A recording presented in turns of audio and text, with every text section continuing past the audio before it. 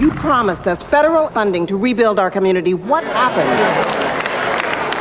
Well, you haven't really contributed any money to my campaign, have you? What are you saying? Are you saying that the Democratic Party don't care about the African-American community? Isn't that obvious? I mean, if you don't put down that malt liquor and chicken wings and get behind somebody other than a running back who stabs his wife, you're never going to get rid of somebody like me. Okay, so 1998 was clearly a wild year. Between Furbies and a certain blue dress, it's a jam-packed year full of crazy shit. Although I guess in hindsight, wasn't that crazy. But it also gave us this gem, Bulworth. I'm not going to sugarcoat it. It's a wildly offensive film that's filled to the brim with what I can only describe as lazy stereotypes. But if you can look past a rapping white senator who drops the N-bomb a few times, you can find a pretty well-defined summary of why, whether it's Republicans or Democrats, the voters end up screwed in the end, especially minority ones. If 1998 Warren Beatty can see it, shouldn't we be able to?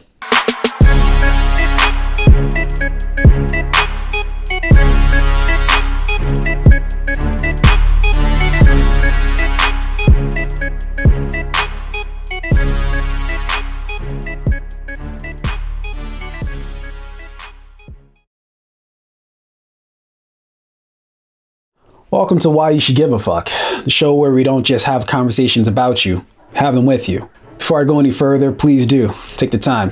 Hit some buttons below. There's a subscribe button, a like button. There's apparently a bell or something. I don't know, just hit something. We greatly appreciate it. On with the show. I don't go around quoting the Declaration of Independence all the time, mostly because I slept through most of 9th grade history class. But in my research about this episode, I was reminded of the central reason why our elected officials are supposed to work for us. It goes that to secure these rights, governments are instituted among men, deriving their just powers from the consent of the governed. That whenever any form of government becomes destructive of these ends, it is the right of the people to alter or to abolish it and to institute new government. To be honest, I kind of just fell asleep again. But from what I can understand, it's that last part. It is the right of the people to alter or abolish it. It's where we get things screwed up. We seem not to take that to heart. Our politicians work for us. Now, campaign financing brings that into question a lot bit, but we pay their salaries, so that should be worth something, right? If they do some foul shit or generally demonstrate that they don't give a damn about what we want as the people, we reserve the right to get their asses out of here. I said this stat in the last episode, but it's worth repeating because it's an extremely important point. Back in 2014, Congress had an approval rating of about 14% and a re-election incumbent rate of about 95%. We keep voting people back to Congress, even though according to us, they suck. If you're a frequent watcher of the show, first off, good looks. You clearly make good decisions. Secondly, you might have noticed that I pick on Florida quite a bit. The grand reason is, well, there is no grand reason, they just constantly fuck shit up. For instance, I happened to come across this video that perfectly summed up what our relationship with politicians have always been, turned into, I don't know. A positive test, maybe a couple, but it was obviously much different than what we're finding here. So I think the every day, and you are doing nothing. So I think falsifying information, and you are misleading the public. Over 4,000 people have died, and you are blaming the protesters. You guys have no plan, and you're doing nothing. Shame on you. So at that time, when we had the when we were here, we had a whole bunch of concerns about what would end up happening in the next few weeks and months. We had concerns about testing. We weren't able to even get tests. We weren't even able to get tests. That's Florida Governor Ron DeSantis as he's delivering bullshit-ass talking points about the pandemic he clearly gives zero fucks about. Trying his best to ignore the guy who's clearly yelling at him, who we'll assume is a voter. Now, I'm not saying he should have just stopped the press conference for the guy, but he could at least stopped and dialogue with them, or at least just acknowledge the scenario. But instead he just plowed through, that stupid smirk on his face, and acted as if nothing was happening. I can only describe that exchange in one word. Exactly. That exchange, or non-exchange perfectly sums up what our relationship is with us and our politicians. They can just ignore us until we go away or we're kindly escorted away from the building and just happen to end up with 2 broken legs. If we're expecting that politicians will simply do what we want them to do without any sort of consequence if they don't, well, at this point, that's just stupid. To examine whether officials treat us like a side piece that only texts when the mood strikes, let's go through a couple specific examples. Take, for instance, the issue of DACA, the Deferred Action for Childhood Arrivals Program. 74% of Americans favor a law that would provide legal status to immigrants who came to the US undocumented as children, 24% opposed. And yet zilch, nothing. Other than kicking the can down the road for another administration, that goddamn thing's been done. Let's talk about marijuana, or weed, or Mary Jane, that fire, or that loud, if you will. Many members of Congress have opposed any legalization of the sticky icky because, well, they're lame. One of the biggest opposers is California Senator Dianne Feinstein. She spent the better part of her 28-year run as a Cali senator being a major roadblock to nearly every important reform. Imagine that, in the state that Snoop Dogg calls home, you're really against that ganja.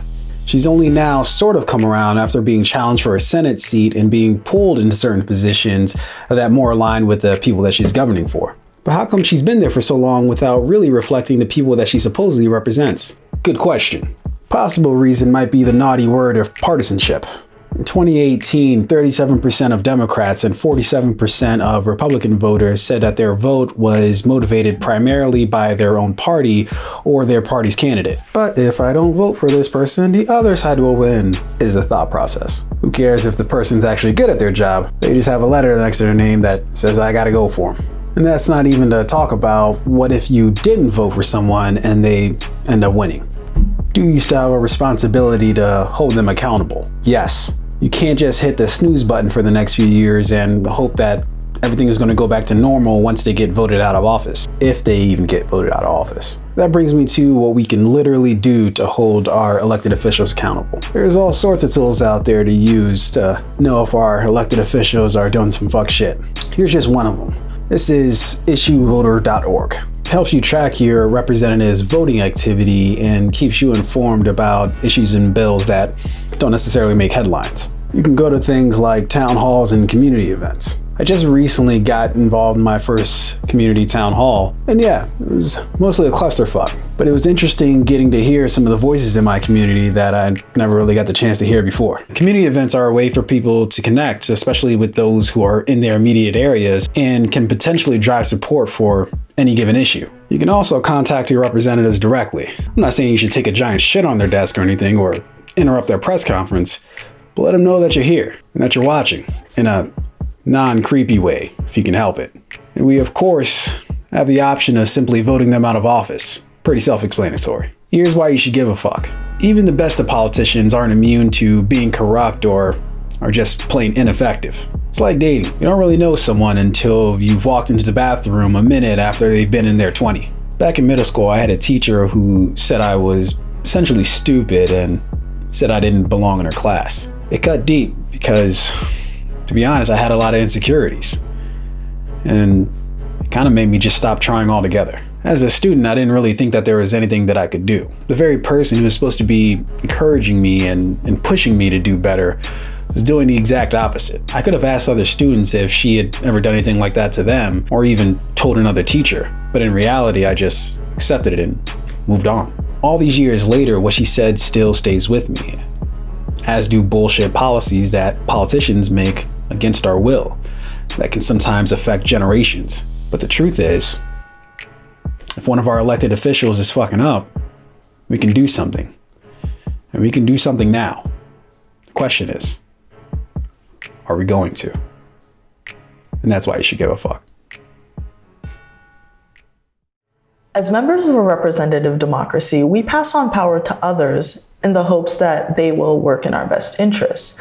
And while in an ideal world, we would trust those in power to do the right thing, that's not always the case, and we're aware of that. A Gallup poll conducted in September of 2019 showed that only 4% of people had a great deal of trust in those either running or holding public office. Given the fact that we, the public, don't necessarily have high hopes for those in government, it makes it all the more important that we know about the institutions in place that are supposed to help promote transparency and honesty in these entities. In a few instances, the government is tasked with conducting oversight within itself. For example, the use of inspectors general. Inspectors general are responsible for conducting audits, preventing waste and fraud, and promoting effectiveness and efficiency. The Council of the Inspectors General on Integrity and Efficiency is the body in which inspectors general are a member of. And in that body, IGs are either appointed by the president and confirmed by the Senate, or they are appointed by agency heads. So politicians and elected officials play a major role in who gets to head up oversight. So if the people that we elect say are untrustworthy, chances are they would elect people who are equally as untrustworthy to head up oversight.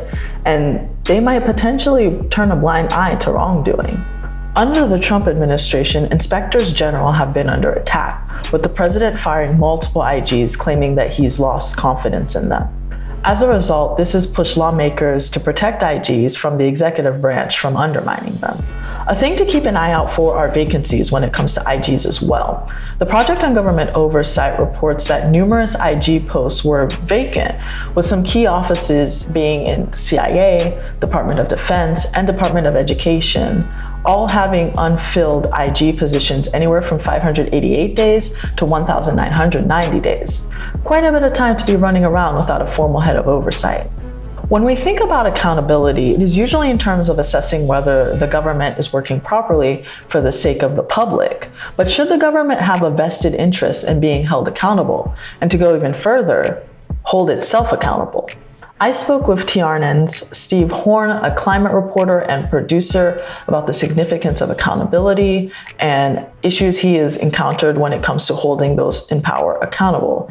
Here's Steve on what he thinks is the government's take on accountability. They probably see accountability as a threat to their own power and to their own narrative that they want to present to the public about what they do on a day-to-day basis. So I think that the public definitely has an interest in knowing how the various levers of power are working. But in terms of the politicians, I think the way that we see it play out in Washington, for example, we see accountability really used in a very partisan way. One of the ways the government tries to tamp down on partisanship is through bodies like the Government Accountability Office, a nonpartisan and independent agency that works for Congress, oftentimes called the Congressional Watchdog. They make sure that Congress stays updated on whether federal programs are working, and they provide reports to Congress to let them know of their findings. When it comes to obtaining information that federal agencies hold, the Freedom of Information Act, or FOIA, comes into play.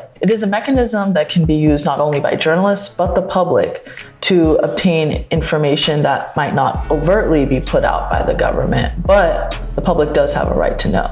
Although FOIA requests do come with its shortfalls, such as the large amount of redactions used sometimes, and the increasing need to use a lawyer in order to even get the information that you're trying to request. That's a huge problem. That's been a huge problem dating back to the Obama era, where the Obama administration actually ran on a campaign of, we're going to be the most transparent administration in U.S. history. It didn't quite play out that way. They were actually historically non-transparent in how FOIA played out, and it's continued into the Trump administration. And so it's a very bad trend for investigative journalism. It's a bad trend for those who are doing accountability work in nonprofits. And what's had to happen is, if you can afford it, you really need an attorney to challenge these kind of exemptions in court. If you don't have that, and I don't have an attorney myself, so I actually don't even utilize the federal FOIA. There also is the importance of public engagement when it deals with agencies and oversight.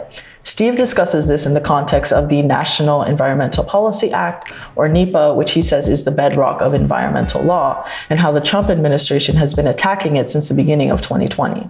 But without NEPA, that means that the federal government can push extractive processes on public lands, in interstate highway projects, all of these things which can have community impacts. But if this thing were to be completely eviscerated, and still very much in the proposal phase, but if it were, that would mean that the public would have much less of a say in what the federal government does as it pertains to all of these kinds of projects. And of course, that's even more important these days as environmental justice concerns are more on the radar, as the impacts of what are called frontline communities, especially indigenous communities, Black communities, Latino communities, marginalized communities in America. NEPA gives those communities a voice, but without it, that would just leave a huge void in our democracy. When asked whether he had an issue with government entities holding other government entities accountable, this is what Steve had to say. Best applied accountability is independent. It's not just so it favors, it helps your candidate. It's not something that really should be weaponized. Unfortunately, that's something that's really taken place and been accelerated in the digital era, because you can so easily pass stuff along on social media. And so it's kind of the origin point of a lot of this accountability is thought of through that lens to begin with, rather than just as the principle in of itself. So I think we need to get back to that thought that accountability should be nonpartisan, and it should be something that, whether it's a Democrat or Republican, we're going to hold our politicians and policymakers accountable.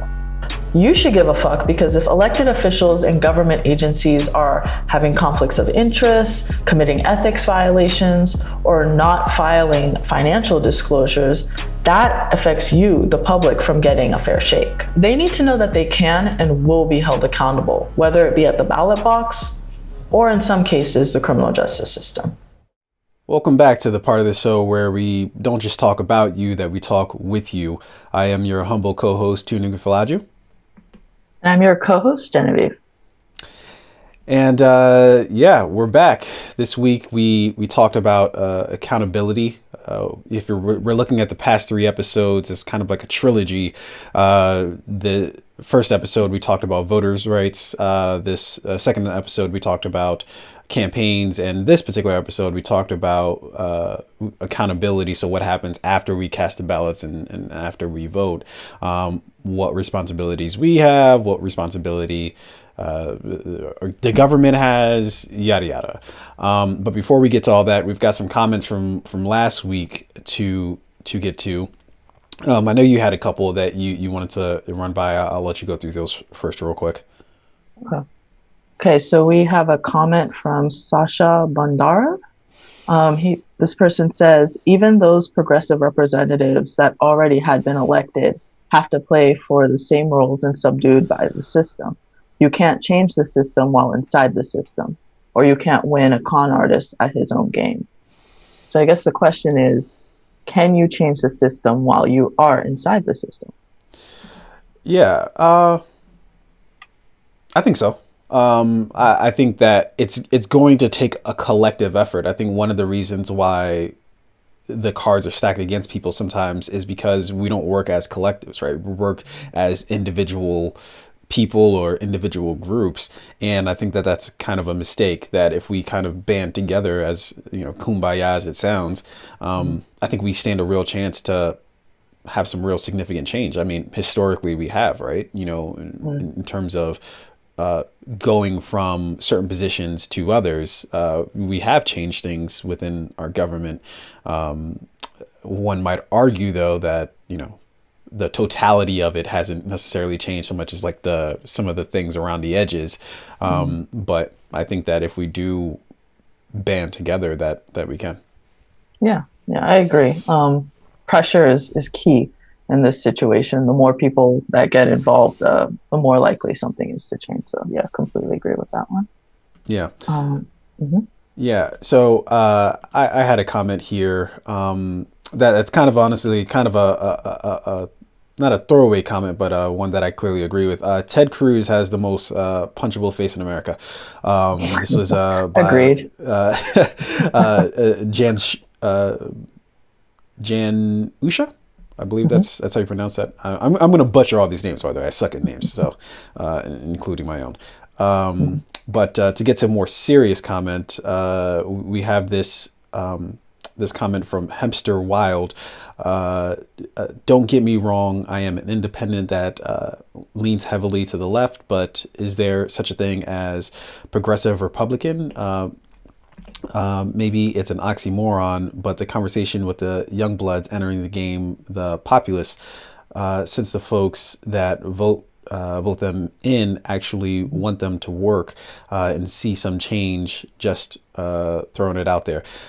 So I appreciate this comment, because this is kind of a question that it gets brought up a lot, and right now it's kind of a hot topic, within some of the progressive circles. Is can somebody with conservative values, can they be considered a populist? And at least to me, and look, I'm not the sharpest tool, in the toolbox, but I would say that, at least from my perspective, they can be to a certain degree, right? That you can take somebody who has conservative values, but kind of combine that with, somebody who wants to essentially do away with sort of the powers of the rich and elite, and that sort of goes against, I guess, what the typical conservative ideology is, but I think that there is sort of a little in between space there, where you can want to be fiscally responsible, as they like to say at times, but obviously still kind of hate the overarching power of the powerful and elite, and they say people like Tucker Carlson might sort of fit into this category. I don't buy his whole shtick, but he has some of that rhetoric sometimes, and so yeah. What do you think? Mm-hmm. Yeah, I think the only person on the conservative side who's of late kind of mastered the populism thing is Trump. I don't really see anybody else like running for Congress or anything like that who has kind of like risen to the level of like popularity. Like I'm thinking like an AOC or a Rashida Tlaib or anyone of that nature. But I feel like Trump resonates with a lot of people because he makes them think that he connects with them on a very financial level, even though like he has way more money allegedly than the people that he's being supported by. But stress the allegedly. Yeah, allegedly. We have to confirm that. But yeah, I don't know. Like, I think you will start to see if he uses his bully pulpit and knows how to organize people. I think you will see a sort of populism rise on the right. But as of yet, I don't think so. I don't know. Yeah.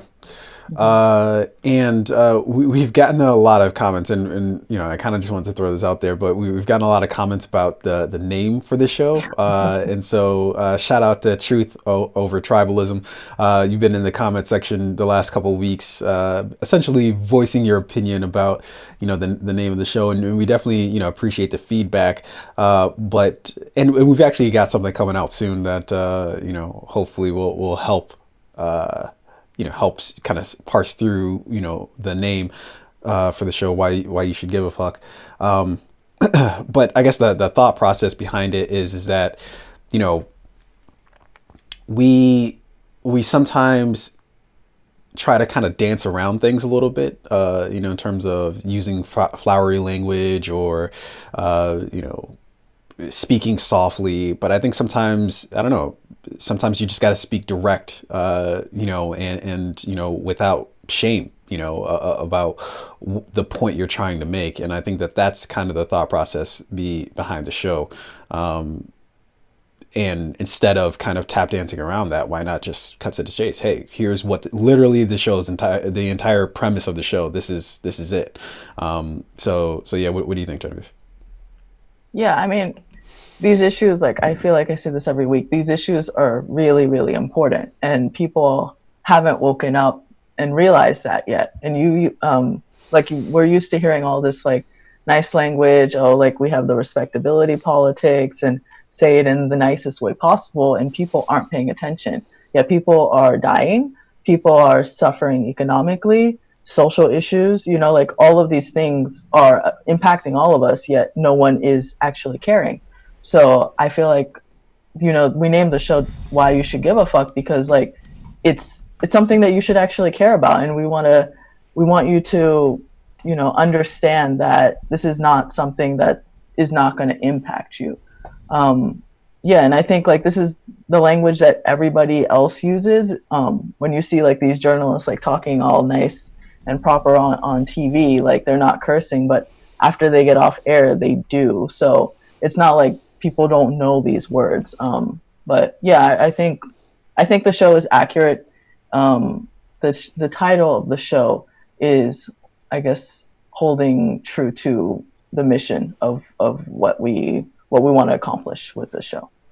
Or at least we're trying to, and and and so our apologies if it offends you, but I think we stand by it, in terms of not sort of shying away from what the point is that we're trying to make. So we appreciate the comment. We hope that the name doesn't distract too much from from what we're trying to say if it does offend you. But yeah, we believe in it. We stand by it. We guarantee it. I don't know if anybody's watched American Gangster out there, but it's a quote from American Gangster. So let's do one more comment here, or maybe a couple more, and then we'll move on.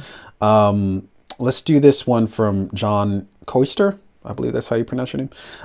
Would you please consider the possibility that both parties collude to maintain the hegemony of the brilliant and wealthy few who love making money from law enforcement, war, labor, exploitation, and actually, I think there was a part 2 of it, but I didn't clip that one out. And John, I think I said this in the comment section. I think you're completely right that that we do have a two-party system that do 100%, I think, collude with one another in order to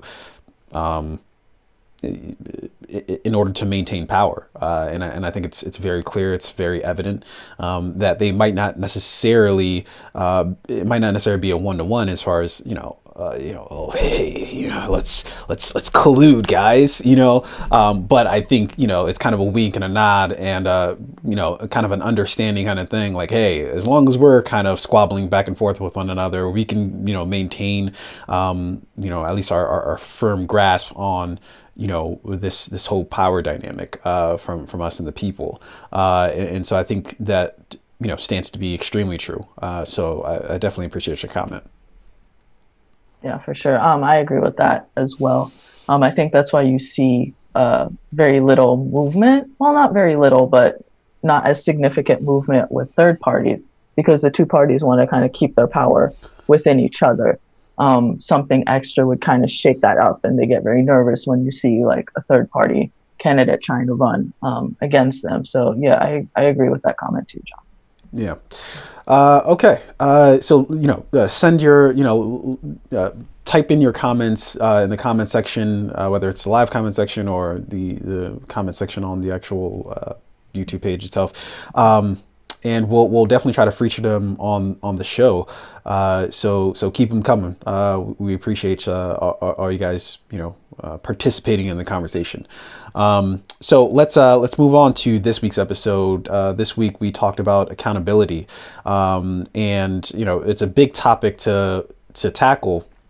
But I think we came from some very distinct places. Like I came from what is our responsibility as voters to hold our elected officials accountable. And Genevieve, you could talk about your section as well.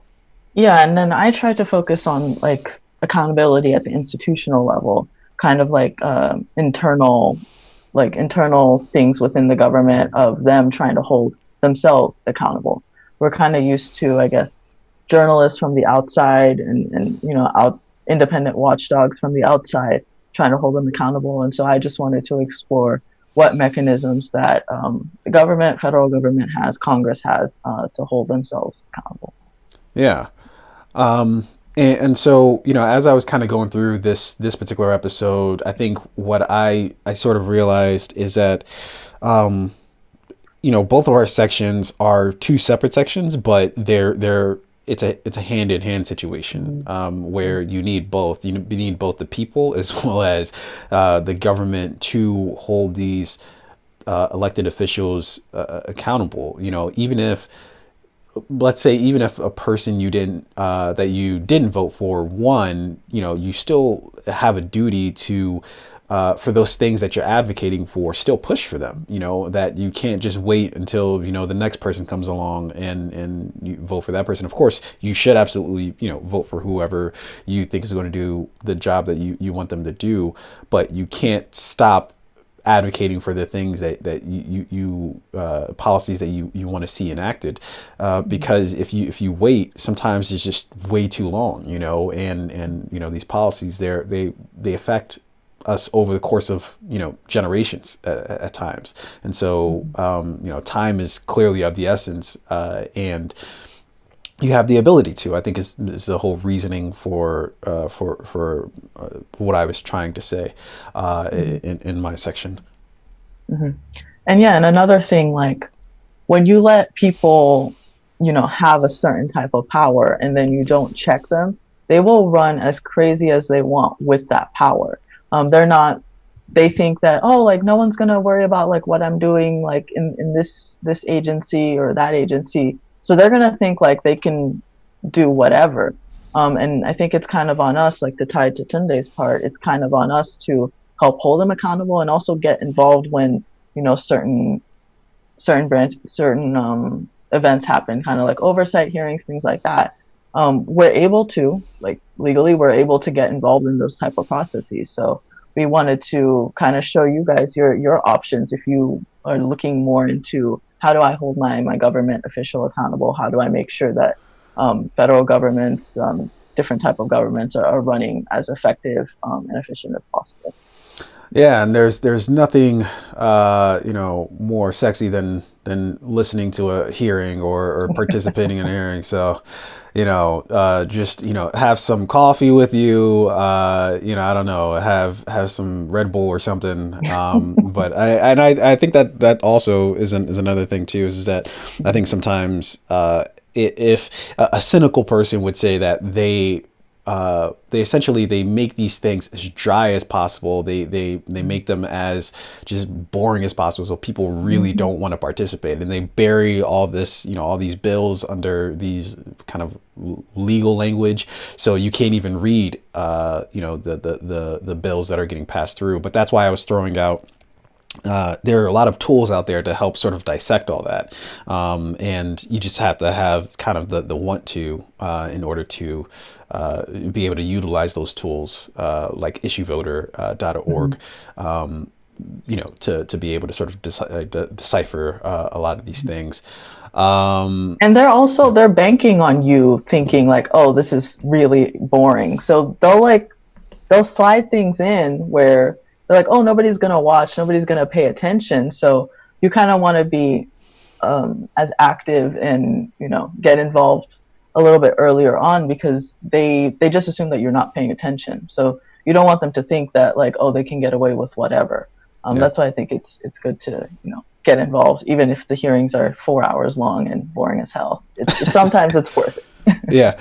And I always love how they always act surprised when people do get involved. They're always like it kind of breaks their decor. There it's are like, people wait here? a minute. Like, yeah. People are yelling at us. Why? Order. So yeah, I think you've got to let your voice be heard. Obviously within reason. Don't spaz out on people at least too much.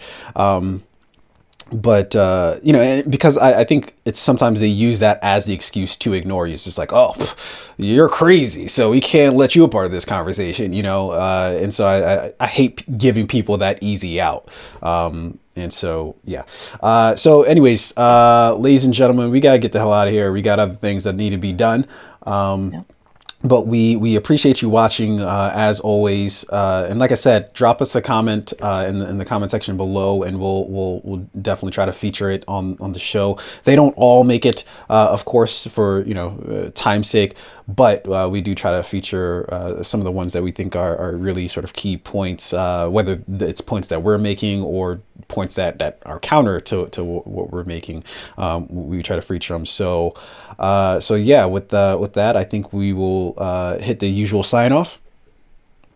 All right, guys, thank you so much for watching. Make sure to catch us every Wednesday at 7 p.m. Eastern time 4 p.m. Pacific time, I guess. Yeah, every Wednesday. Thanks again for watching. All right, you heard the woman. We're getting the hell out of here. Peace.